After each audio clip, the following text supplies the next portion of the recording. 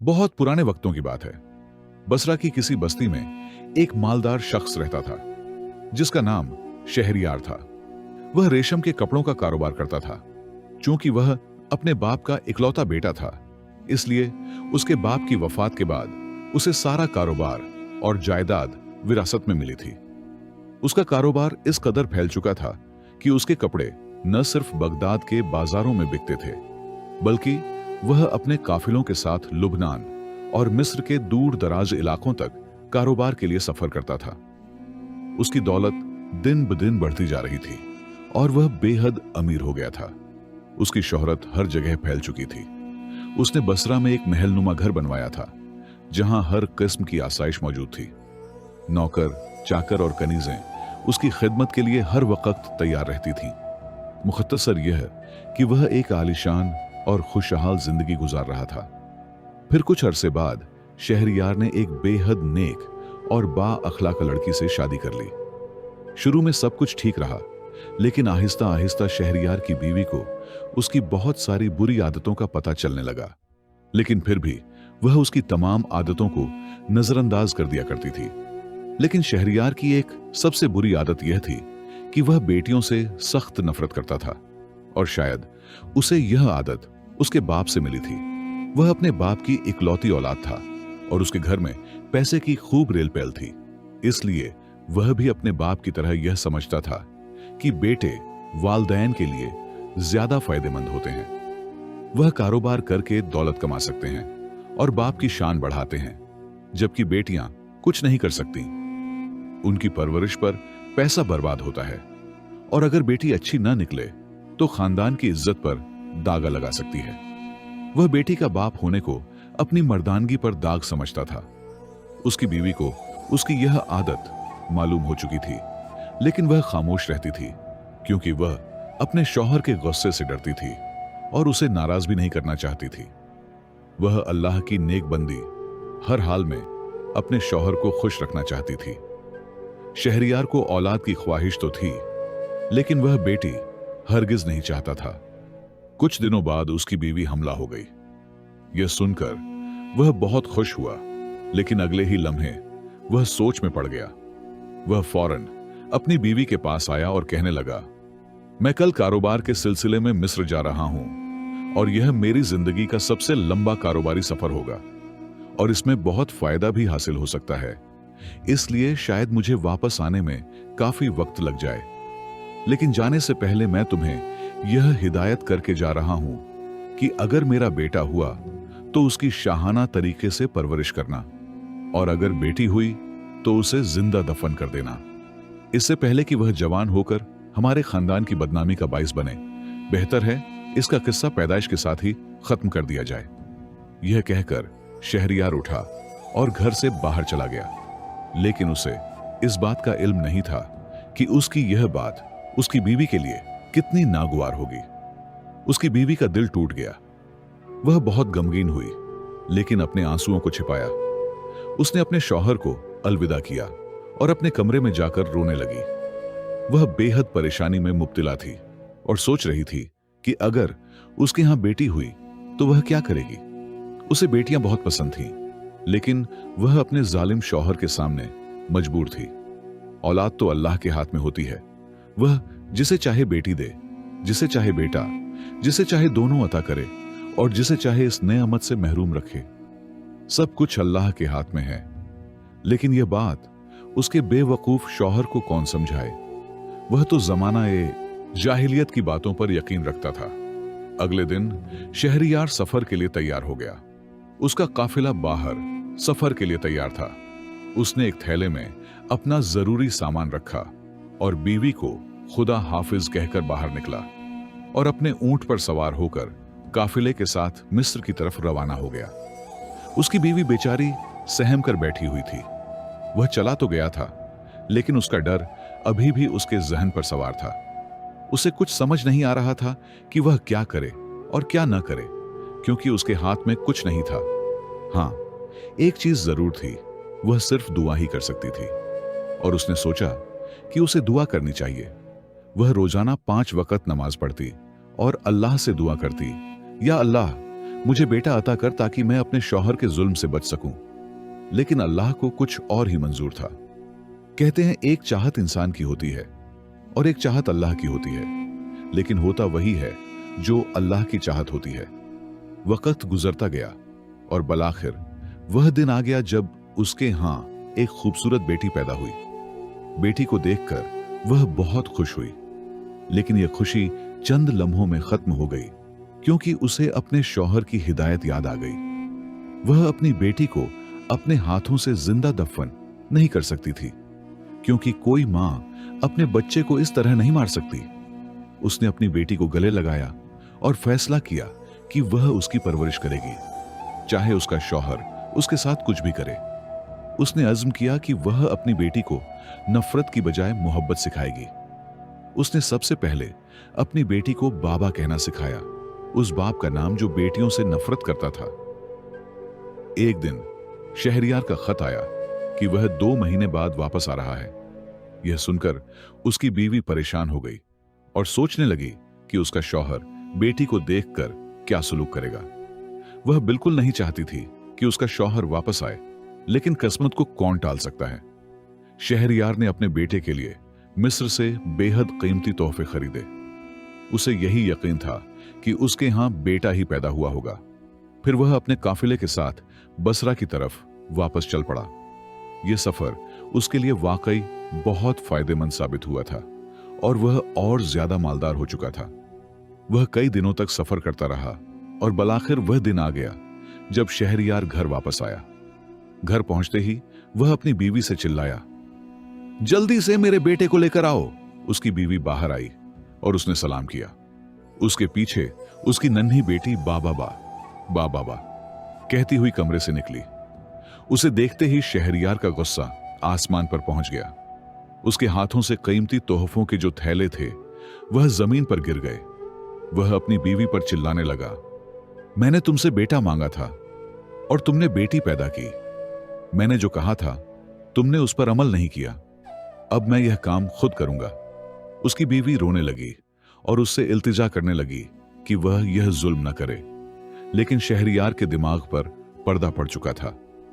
वह काफी अरसे बाद घर वापस आया था और घर वापस आते ही अल्लाह के अजाब को दावत दे रहा था।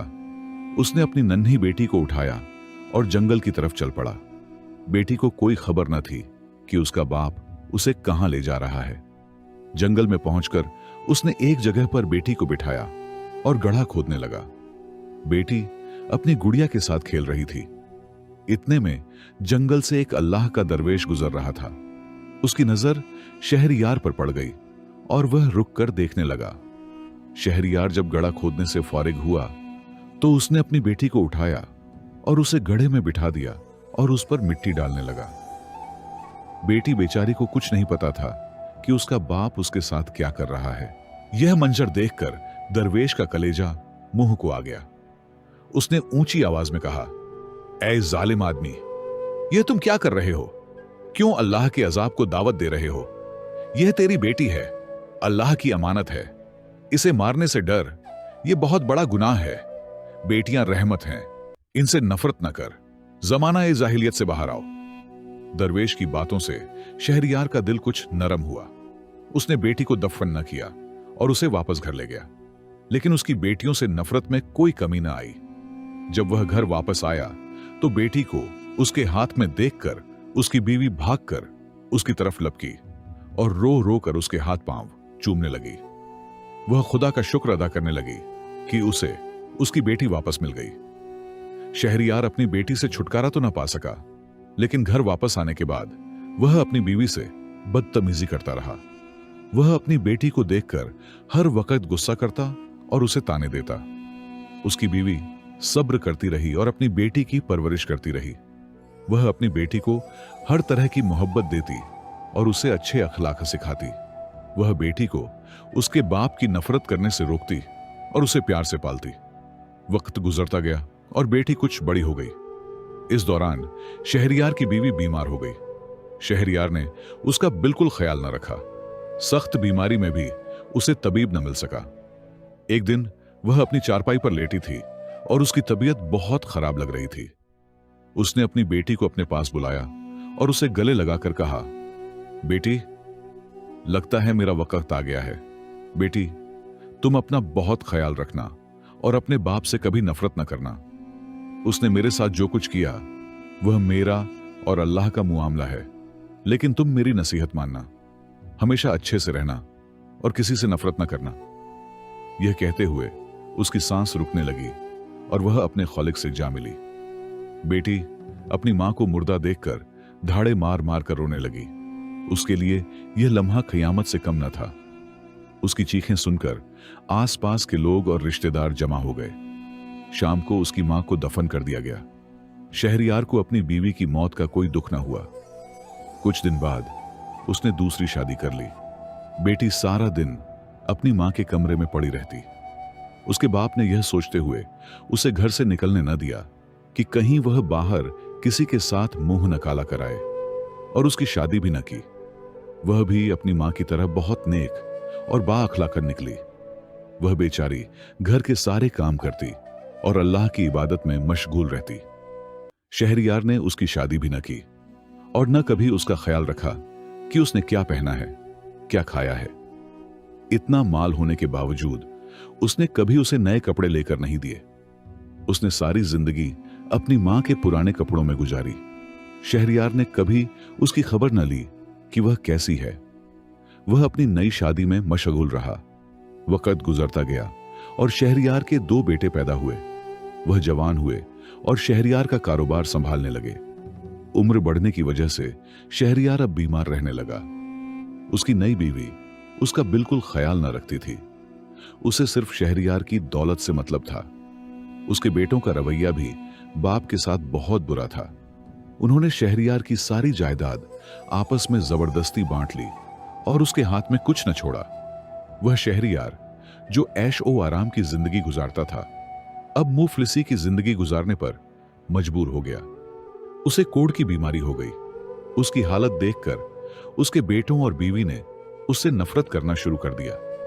उन्हें डर था कि यह बीमारी उन्हें भी न लग जाए, इसलिए उन्होंने शहरयार और उसकी बेटी को घर से निकाल दिया। इस मुश्किल वक्त में शहरयार की बेटी ही उसके काम आई। वह अपनी मां की नसीहत की वजह से अपने बाप से नफरत न कर सकी। वह अपने बाप को उसी जंगल में ले गई जहां वह कभी उसे दफन करने के लिए लेकर गया था। वहां उसने एक झोंपड़ी बनाई और अपने बाप की देखभाल शुरू कर दी। शहरयार को अपने के पर शर्मिंदगी होने लगी। उसे अपने सारे जुल्म याद आने लगे। उसका दिल चाहता था कि वह खुद एक गड्ढा खोदकर उसमें गिर जाए। जिस बेटी से वह नफरत करता था वही आज उसका सहारा बनी। जिन बेटों पर वह फख्र करता था उन्होंने उसे घर से निकाल दिया। उसे अपनी गलती का एहसास हुआ, लेकिन अब सब कुछ उसके हाथ से निकल चुका था।